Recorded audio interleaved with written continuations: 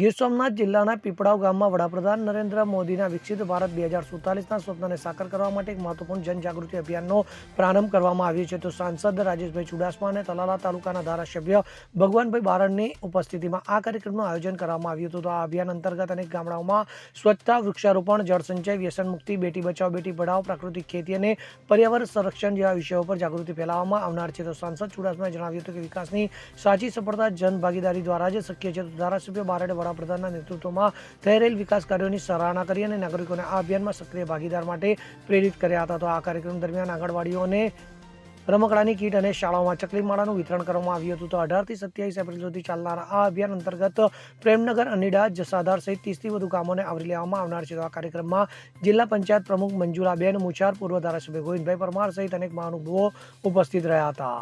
Bureau report, CN24 news. હવે જુઓ દેશ દુનિયાની તમામ ખબરો તમારી આંગળીના ટેરવે. ઉઠાવો મોબાઈલ અને ગૂગલ પ્લે સ્ટોર પરથી ડાઉનલોડ કરો અમારી CN24 ન્યૂઝ મોબાઈલ એપ.